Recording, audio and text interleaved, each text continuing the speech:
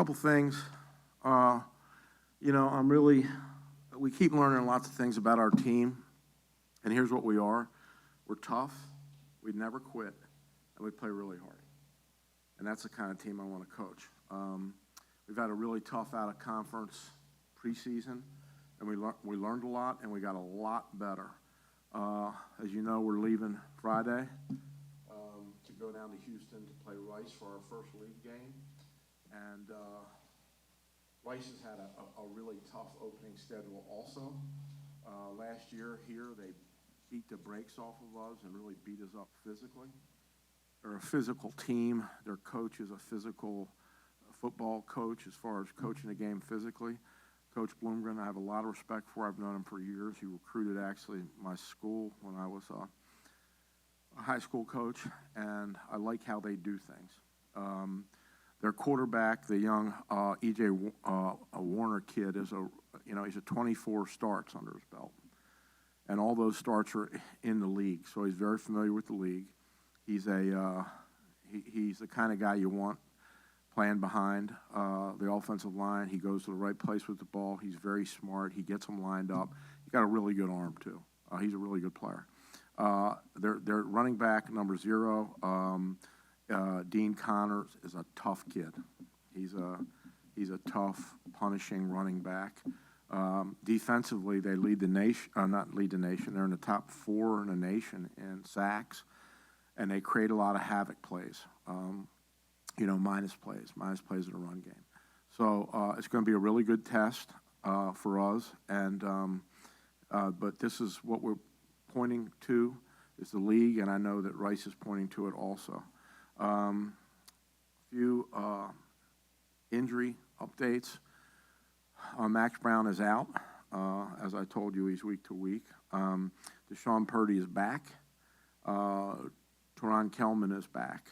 C.J. Stokes, however, has sustained a season-ending injury. I thought he looked really good Saturday against Indiana. But it is what it is. Okay, I'll take some questions. Coach, communication was a really big part of practice today, just being, preached a lot. What do you think you maybe learned about the way your team communicates in the non-conference schedule? Look, we're doing everything better than we certainly did last year. We're a much better football team, and we're getting better every week. And communication in football is critical because you got to line 11 guys up, right? And they all have to know what each other's doing. You can't play in the back and not know what the front's doing, vice versa. So I'm very pleased with the communication. We're really getting it down. We'll be presented some interesting things at Rice. They do a lot of complicated things on defense, pressure defense for sure, and offensively they can scheme you up. But I'm really happy with what we're doing and how we're progressing. Accountable as well. What do you think makes this team so unique in their ability to maybe have that type of communication with each other? It's all about the players. It's we talked about culture being, you can talk as a coach about culture, but really it's got to come from the locker room, and you can talk about a team-led a player-led team, but as a coach, you say, okay, I want to be a player-led. That doesn't mean anything. They got to do it themselves, and these guys have done it. That's why they're such a joy to coach. Coach, with Deshaun Purdy back, are you sticking with Trexler or planning to revert back to Purdy at quarterback? No comment.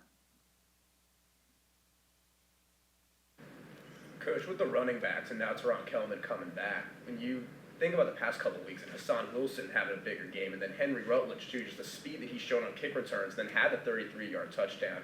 How cool is it to potentially see Rutledge doing that, and also how big of a part he could play in the run game throughout going forward to conference play? Henry's a great kid, and first of all, he's a very unique player. He has a lot of he's got a special skill set. But Kelman's coming back. Norton played great Saturday against Indiana. He's what we saw when we wanted him from Iowa State, and of course Wilson is a really dangerous back, and we like our freshman too. Gainey is a good player also. So we feel like we're really. We get any more season-ending injuries, But I feel really bad for the Stokes kid because he just got over an injury. And he comes back. He starts the game in Indiana. And, he's explosive. So we'll get him fixed. We'll get him put back together. He's kind of an erector set. We'll put a couple screws in there, and we'll get him back. But it won't be for this year. Biff, after the game in Indiana, you talked about the defense and the chunk plays and the big plays that they got. How has practice been defensively this week and picking that group up as they try to tighten things up this week? Really good. Here's what I've learned is it's a different game than when I played, right? Or people won games 17-10 and stuff like that. You're never going to shut down an offense completely in college football, especially in our league where all the offenses are spread open, quarterback-centric, very elaborate schemes. Teams in our league, just look at our league, the competitive games. The games are in the 40s, And so we're going to give up some, but we got to make sure we give up one less than the guys we're playing give up. Coach, you brought up how Rice beat you guys up physically last year. The guys that came back to this year's roster, how have you seen them maybe respond to that this week in practice? How are they responding with that challenge that was presented last year? Well, they're taking it very seriously. And they have a lot of respect for Rice, and we have a lot of respect for Rice. I really like how they play football. So it is, look, we're an underdog again. We live in underdog land, and we should be an underdog. We really should be. So until we prove it, we're going to keep being an underdog, and they're the favorite, and they should be.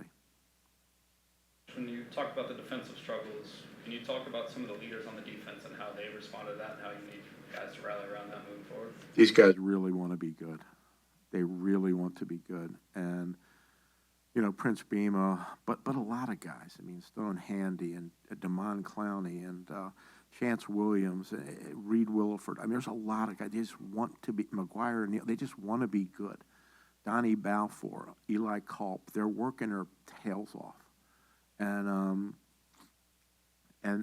they know that they have to get better for us to do what we want to do, and they're working on it really hard. Guy from that mix, Jaquarius Conley, can you give an update on his availability? I'll give you a brief update. Okay, I'm going to have a statement.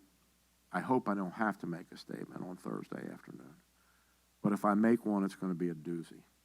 Okay, Jaquarius Conley is currently ineligible.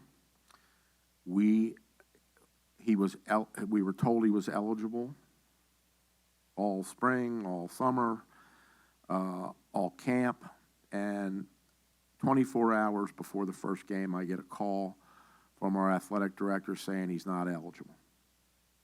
The kid has absolutely done everything that the University of North Carolina has asked him to do, and Charlotte has asked him to do, and this is a really an incredible injustice.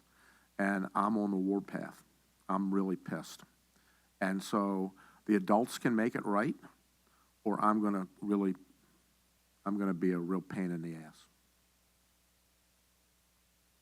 Rice being really good with the pass rush. How have you seen your offensive line come together this year and start to gel? On the pass pro? I think they did a great job against Indiana. Who's a good team. They're really coming along. That's kind of like a glove in a way, you got to, all of them got to play together. One guy's out of sync, and it looks like a sausage being made. So they're starting to learn how to do that. And we're getting some depth there too. Jordan Herman played really well, and he's a guy that could be a starter and is fighting for a job. And Mo Clipper and young P.J. Wilkins, those guys really played well. Can you talk about the growth you've seen from Trexler as far as being able to climb the pocket and keep his eyes downfield? Yeah, he's a really smart kid. He and Warren are a lot alike,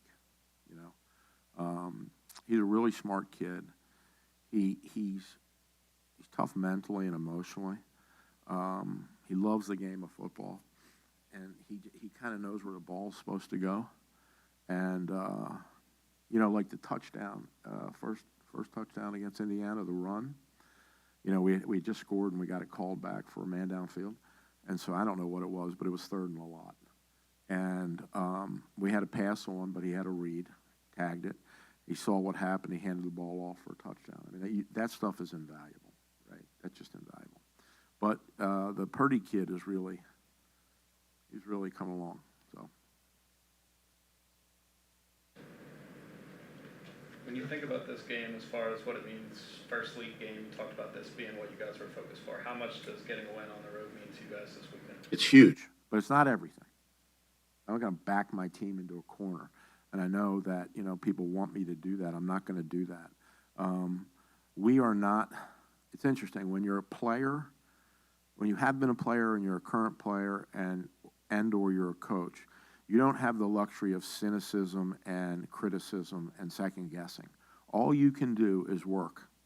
And that's what we're doing, and that's what we're going to keep doing until the last second ticks off at Alabama Birmingham.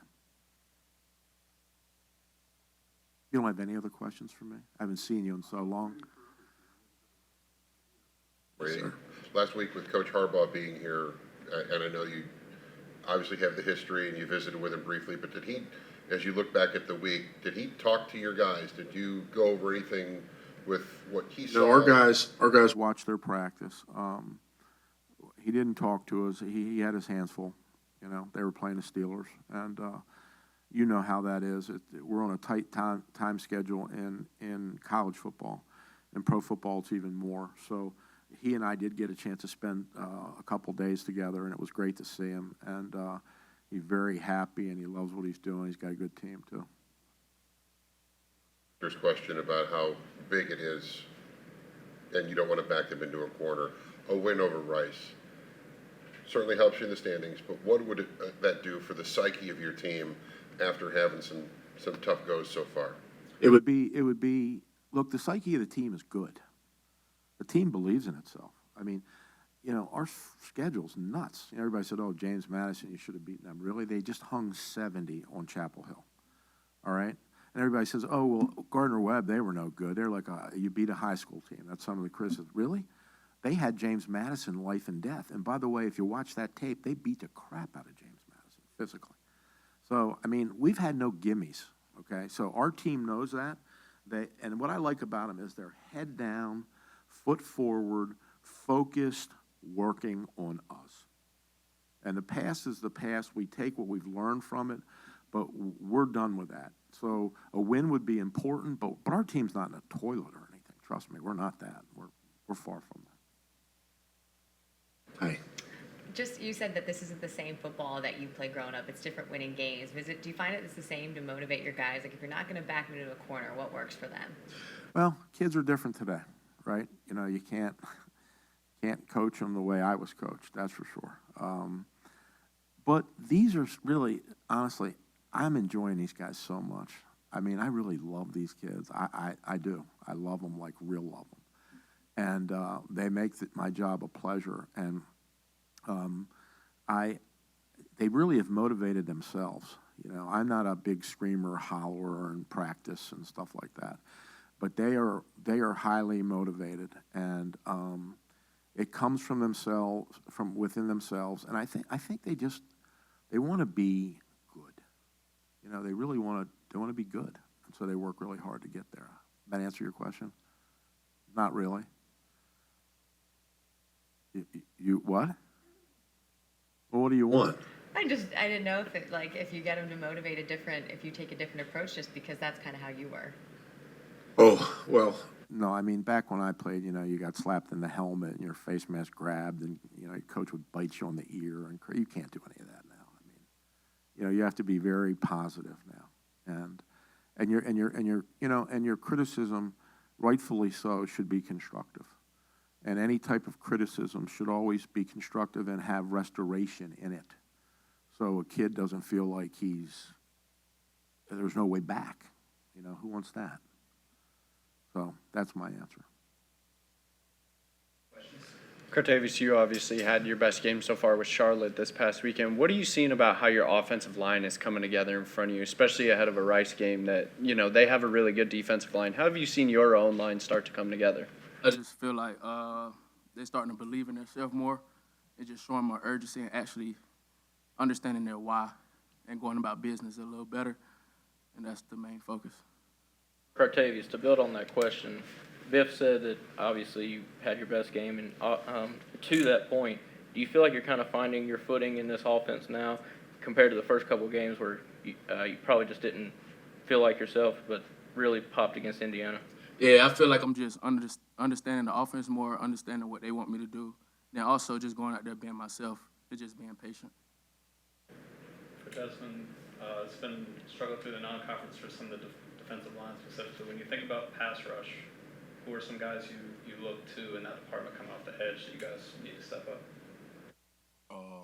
I would say interior-wise, we need to step up as a group, just kind of marrying the rush together to help out guys like DeMond Clowney and guys like Stone Handy. You know, if they're going to take the edge, then we need to watch out for the B-gap step up, and vice versa. If we feel like we got a guy and we could beat him, then it's just, cover me and just make sure that we all working as one unit. How important the defensive line putting pressure on a quarterback is to avoiding some of those big plays. How much of a challenge are you guys taking that after this non-conference schedule? It's a great challenge because we knew the non-conference schedule was going to be tough. We knew that we were going to be tested in all areas and all aspects.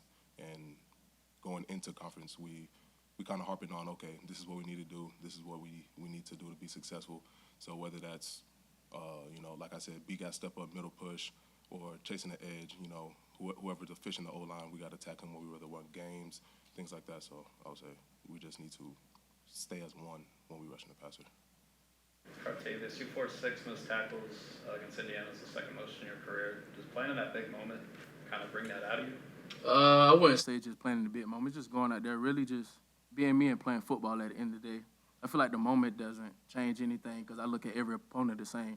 Just go out there and try hard. Whatever happens, just be thankful for it.